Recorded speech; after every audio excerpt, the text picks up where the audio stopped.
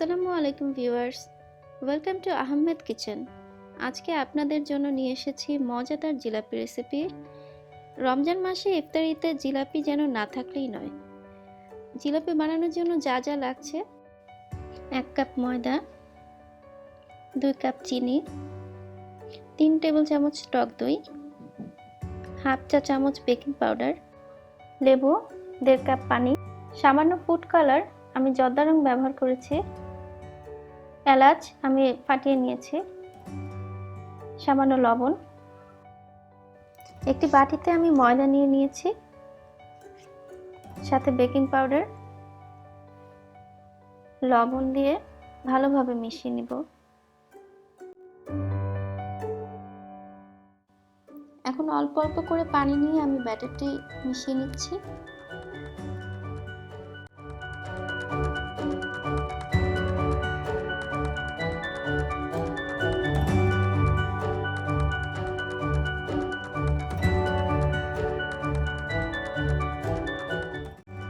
এই পর্যায়ে আমি টক দইটা দিয়ে দেব।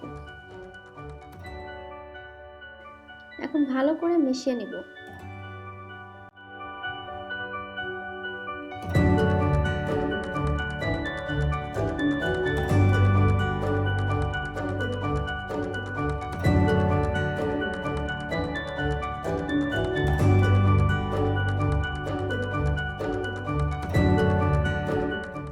ব্যাটারটি খুব বেশি ঘনও হবে না, আবার পাতলাও হবে না, থিকনেসটা এরকম হলেই হবে।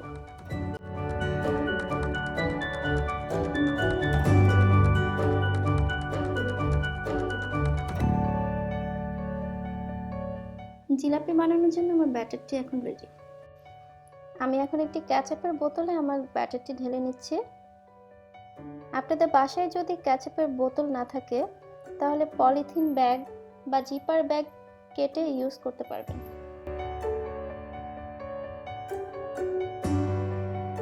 এখন চিনি শিরার জন্য আমি একটি প্যানে 1.5 কাপ পানি নিয়ে নিব। এরপর 2টি এলাচ দিয়ে দিচ্ছি এবং 2 কাপ চিনি অ্যাড করে দিচ্ছি। আমি এখানে ব্রাউন সুগারটা ইউজ করেছি। এখন ভালোভাবে মিশিয়ে মিডিয়াম আঁচে আমি জাল করে নেব।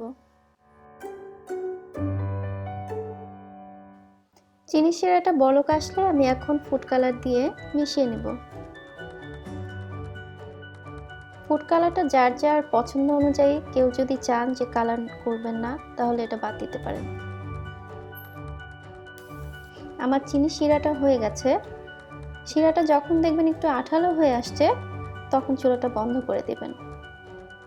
আর এখন এখানে আমি একটু লেবুর রস অ্যাড করে দেব। লেবুর রসটা দিলে শিরাটা ঠান্ডা হয়ে গেলেও জমাট বেঁধে যাবে না। আর ভয়ের কোনো কারণ নেই, লেবুর রসের কারণে জিলাপির স্বাদের কোনো চেঞ্জ আসবে না। এখন চুলায় একটি প্যান বসিয়ে দিয়ে আমি তেল দিয়ে দেব। তেলের পরিমাণ এমন হতে হবে যেন জিলাপি হওয়ার পর ভেসে উঠতে পারে।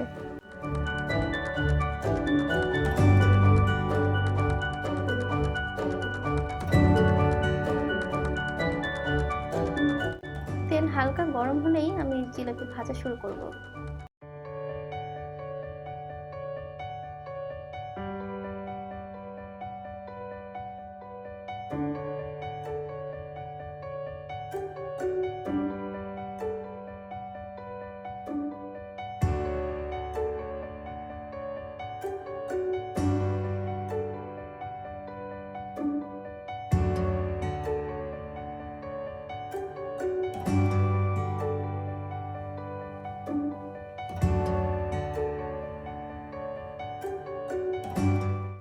জিলাপিগুলো হালকা বাদামি কালার হয়ে গেলে এখন আমি উঠে শিরার মধ্যে দিয়ে দিচ্ছি। জিলাপি শিরায় বেশিক্ষণ রাখা যাবে না, কারণ শিরায় বেশিক্ষণ থাকলে ক্রিস্পিনেসটা থাকবে না।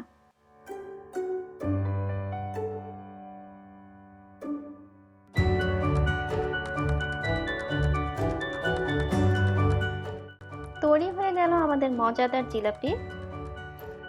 আমার রেসিপিটি ফলো করে আপনারা বাসায় ট্রাই করতে পারেন। আশা করছি ভালো লাগবে। আমার রেসিপি যদি ভালো লেগে থাকে তাহলে লাইক, কমেন্ট এবং শেয়ার করবেন। আর সাবস্ক্রাইব করতে ভুলবেন না।